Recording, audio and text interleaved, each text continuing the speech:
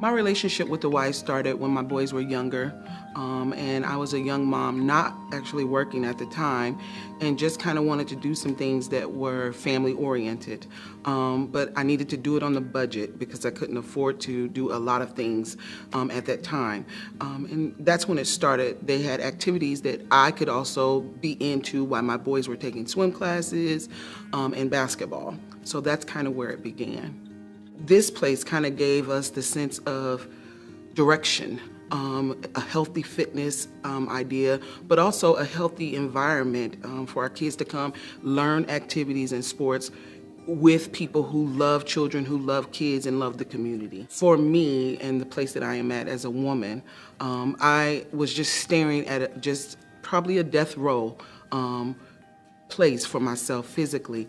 And after going to the doctor and starting that journey, and him just saying to me that, you know, you are at a great place in your life. You don't have the disease, but here are some things and some traits that I see that are going to bring that forth if you don't move forward.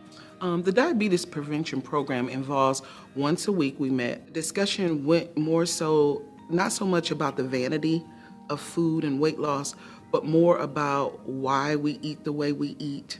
What things can we make small changes with? Because I think sometimes in programs they have this overhaul of your life. Not gonna work for me. That's the one thing that they told us, how to see food differently, and I think that was huge. And the word accountability, I think sometimes people hear it and they think someone kind of riding you. It's different than that. It's kind of like when you show up and it's cheers, like when Norm comes in at cheers and everybody's like, Norm! You know, for me, when I arrive here, people know me, they've seen me, they're excited about the transition that you're going through, and they can see not only the physical changes, but I think sometimes the mind changes. Part of that accountability is not so much that someone's writing or checking me or making me get on a scale, it's more about the relationship.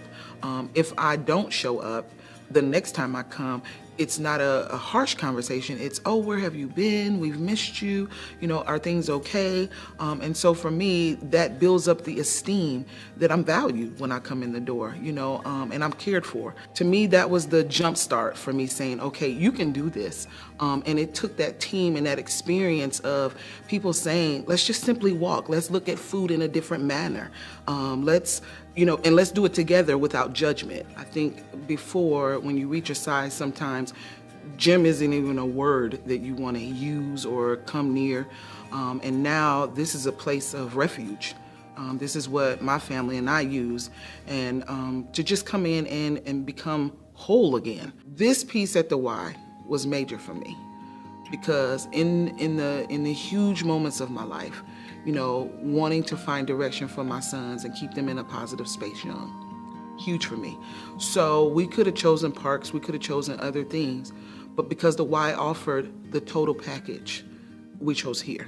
You know, I'm not done. I'm not where I want to be in this journey, but I'm certainly not where I used to be, you know, and for that I'm grateful.